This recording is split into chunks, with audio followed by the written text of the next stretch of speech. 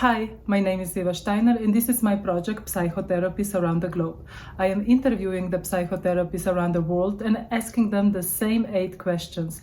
I am wondering how mental health profession is in their country. Today we are going to... Thank you for taking your time and doing this interview with me. Before we start, can you tell me a little bit about yourself? Yeah, hi Eva. Thank you. This is a pleasure. For me to participate in your interview.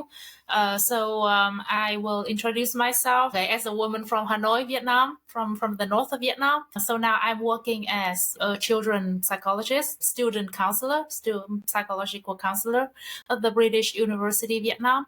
Before becoming psychologist, I was working in a totally different field, which is finance. I have studied in different countries, such as France and the United States, and I think that is the favor for me, to get into different cultures, and that serves as a useful base for me to become a psychologist as I am today. Okay, so let's start.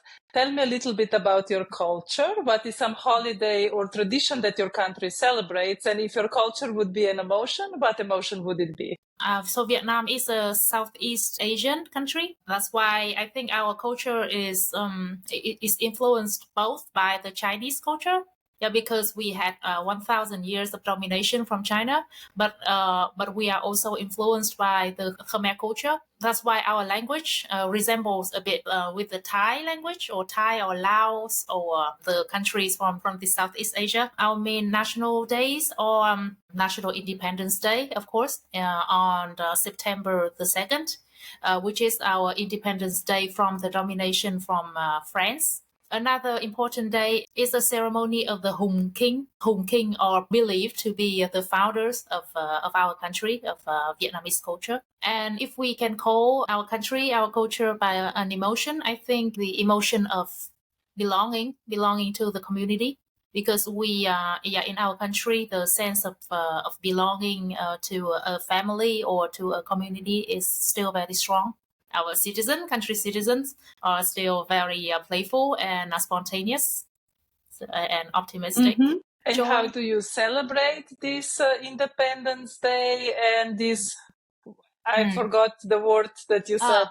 During the Hùng King Celebration Day, there are many ceremonies or many festivals. Many people will gather there to participate in the traditional festivals. There will be the carriage of the offering to Hùng King that are carried by young men. I think there will be people who disguise themselves as the Hùng King as well, to assimilate the ancient scene.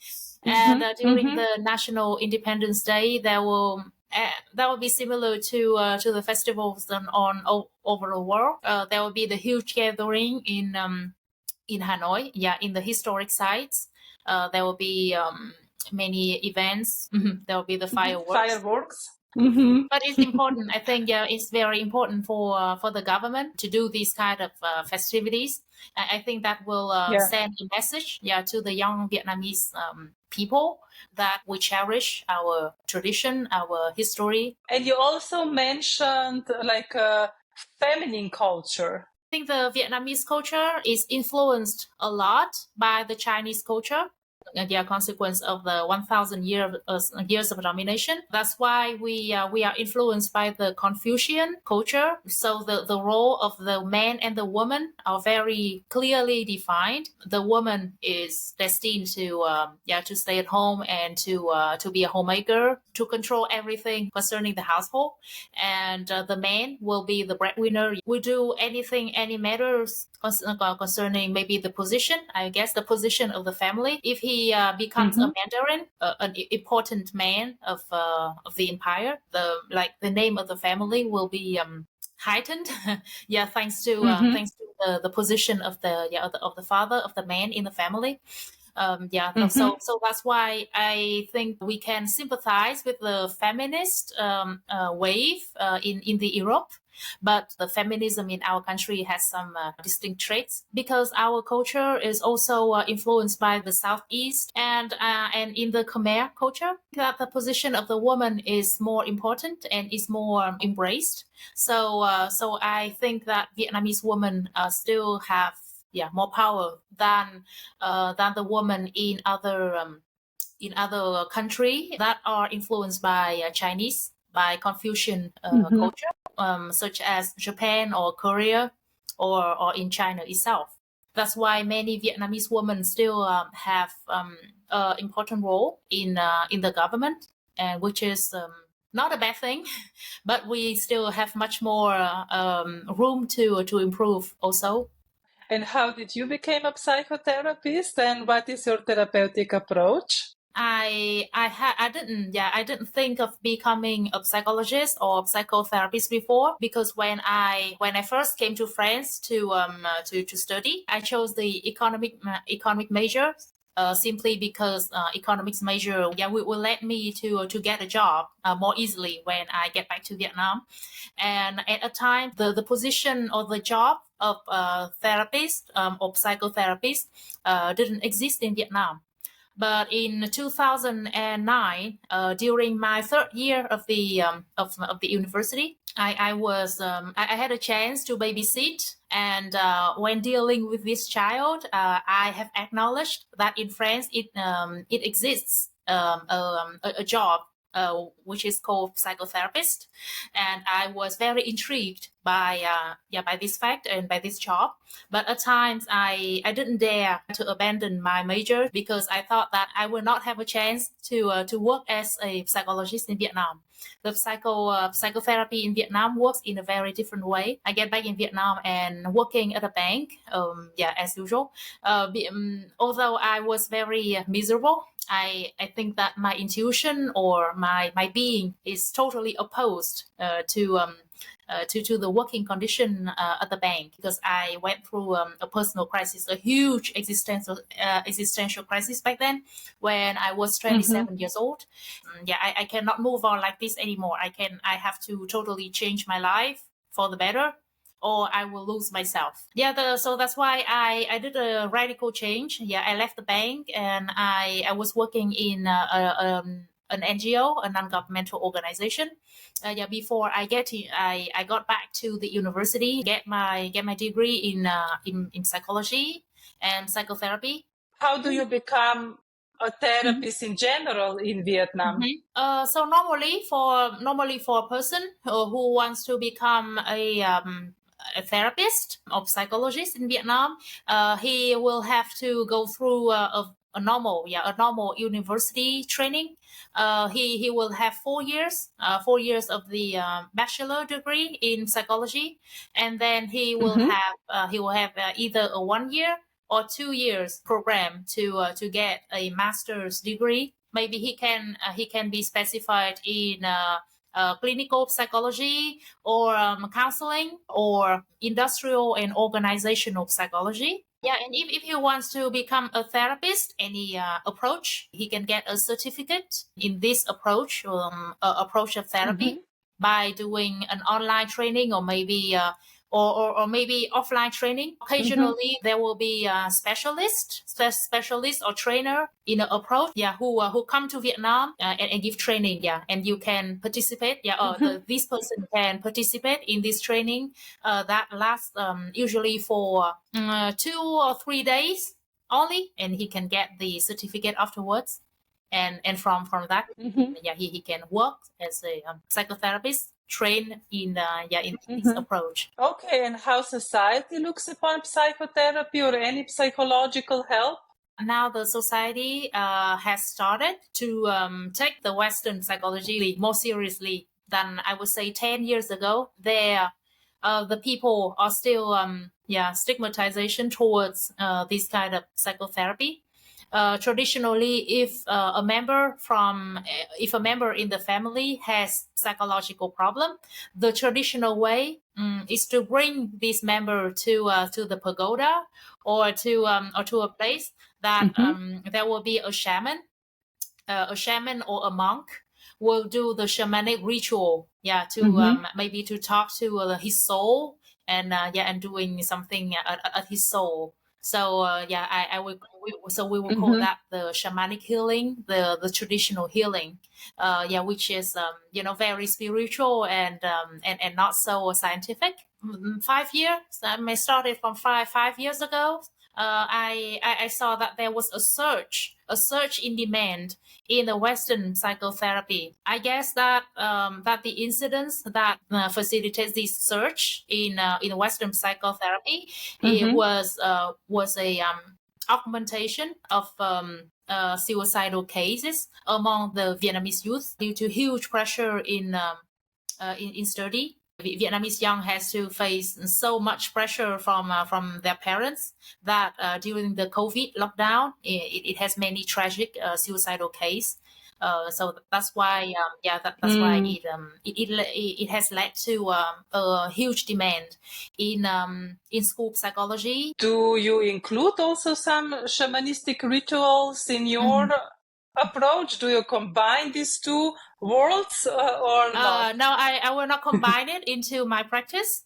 But since I am trained in hypnotherapy, that involves the state of trance, I will tell my patients or my clients, very explicitly, if they want to experience the non-conventional way of healing. It exists a kind of a spiritual approach to their psychological ailment, which is hypnotherapy or shamanic healing. But if they want to try that, I can give them some example and some address, but they have to seek it out for their own risk. I just practice the approach that I am trained in, and I have a certificate in.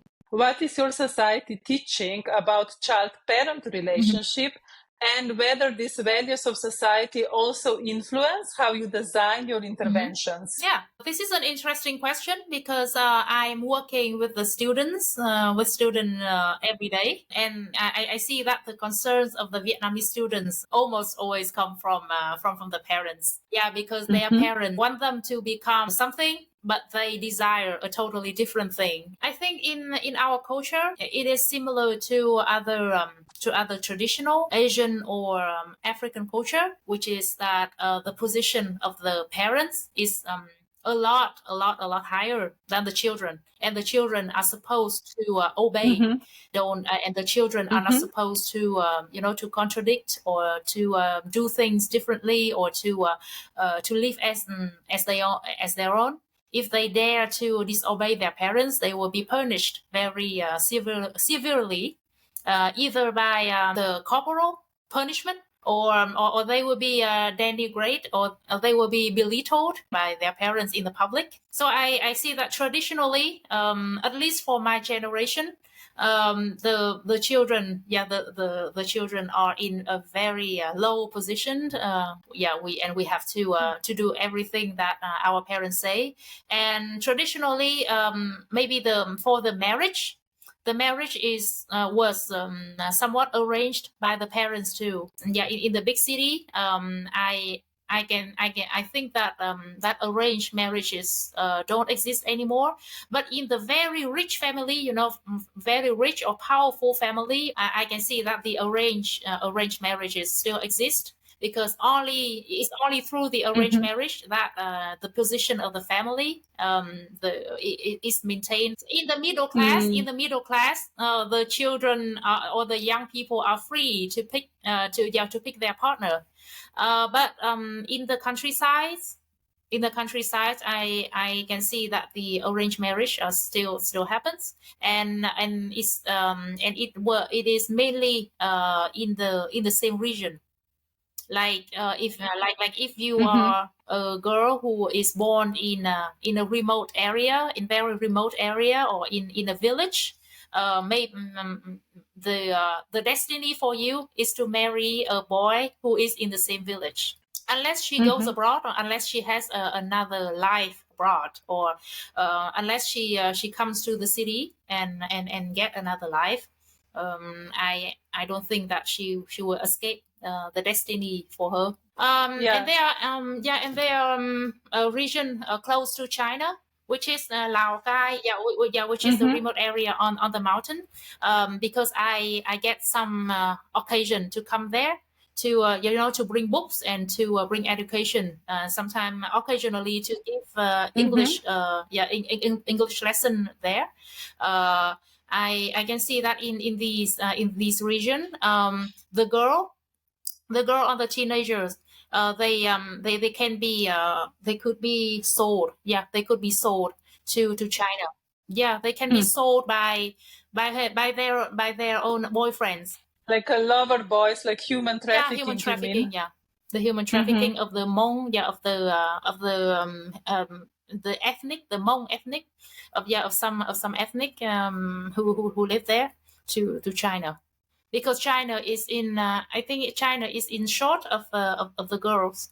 But I see that from the generation who was born from 2000 onwards, from the generation who has the access to the internet, I can see that this position has changed. And for now, the children has much more free will, I think, at least in their mind. Maybe they will say yes. Yeah, they will say yes, and they will obey their parents on the outside, but in the inside they think differently and they act totally differently. They are not as influenced by the parents' opinion as we did. Personally, I see that many teaching from our parents are still useful. In many situations, and for me, I guess it's more. I guess it's more balanced for us to take our parents' opinion, take our parents' teaching seriously. But after all, it is still our life, so we get to do our own decision. Yeah. And if a client comes to you and say, "I want to cut contact with my parents," how would you approach as a therapist? To this client, I would say something a little spiritual. In our culture, it is believed that our family members, they are the souls that belong to a group soul. So a family is the group souls. So we are the souls incarnated in a group in order to learn lesson together.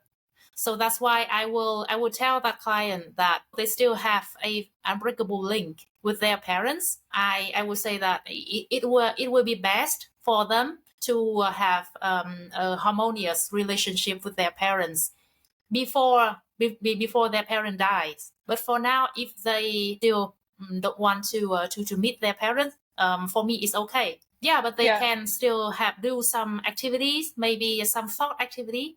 For example, they can send maybe a nice blessing thoughts to their parents. To wish for their parents to change their mind, or wish for their parents to stay healthy. But they don't have to meet their parents physically.